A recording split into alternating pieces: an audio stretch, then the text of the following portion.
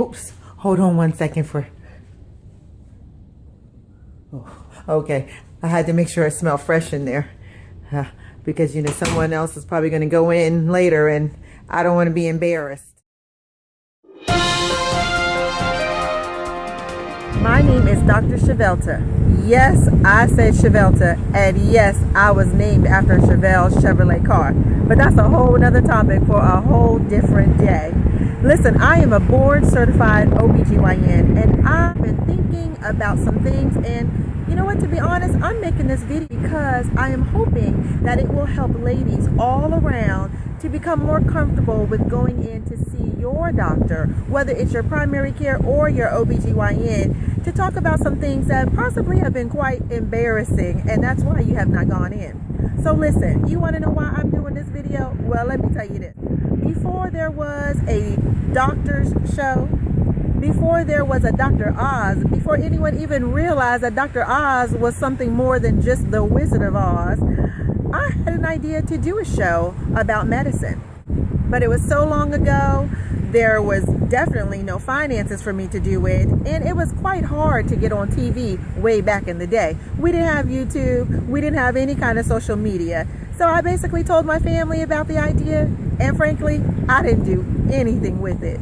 Well, then, guess what else I tried? Steve Harvey. Oh yes, I said Steve Harvey. Steve, I'm talking to you.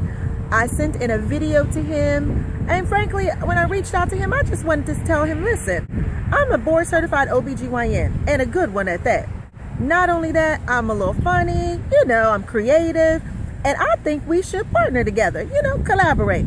Talk about some things where we can present some embarrassing issues that I said to him, women in your audience, or that are even sitting at home in their living rooms watching you, may be silently struggling with.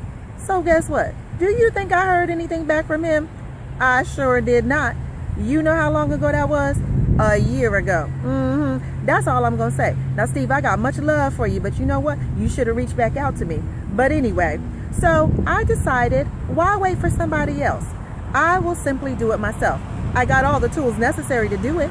I got my smartphone, I have myself, I have my knowledge, and I definitely got some creativity and some funniness going on. So ladies, in seriousness, I know that many of us are walking around and we're struggling with some things that we don't really know how to approach anybody else about, let alone go and talk to a doctor about. My goodness, if you like me, I'm still trying to figure out sometimes what's going on with my body, let alone try to articulate it to somebody else.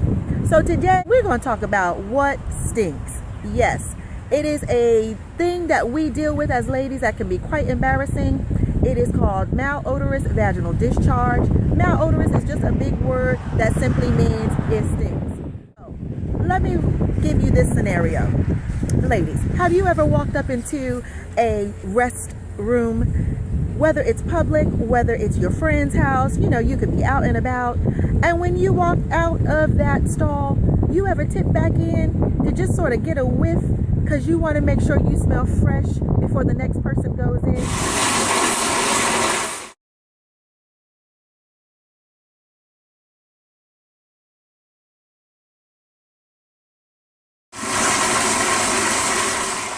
Or maybe this one. Maybe you have come out of the stall in the bathroom, washing your hands, and you see the next lady walking in after you. And then you see her walk out and find another stall, and you are thinking and praying to yourself, oh God, I hope I smell fresh. Well, listen, we have all been there, me included. And a lot of times you're walking around thinking that it has something to do with your hygiene. But guess what? It really doesn't always have to do with hygiene. Quite rarely sometimes does it have to do with hygiene. So you say to yourself, well, I'm washing all the time, I'm spraying, I'm doing a lot of things, and I just seem to keep having this odor. Well, that's what I want to talk to you about, what stinks. Because there are several different things that can cause a discharge that causes an odor.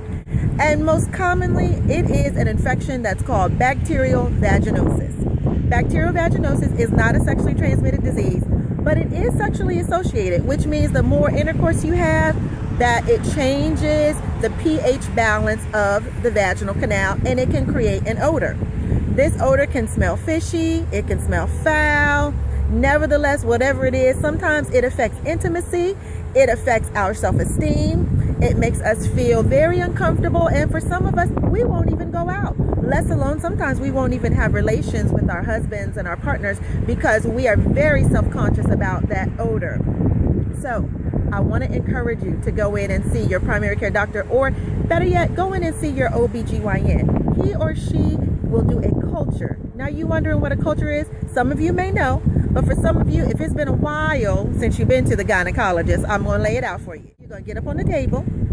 There's some stirrups that are going to come out on the bottom. And then those stirrups, you're going to put your feet up in them, and then you're going to lay back. There are going to be some clamps. Some of y'all call them the duck bills, but they're basically metal or plastic. It's going to be inserted into the vaginal canal.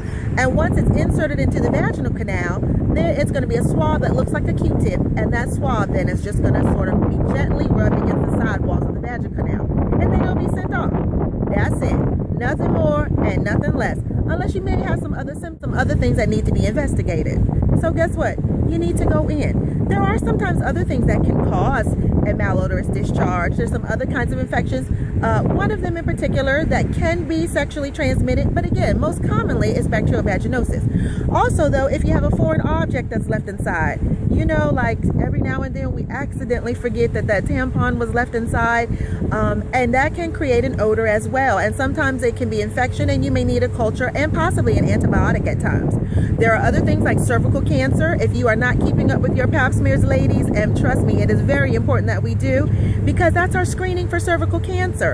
And cervical cancer, if it develops, can cause a discharge that can be malodorous. But again, that's not the common thing that normally we see, but it can cause it.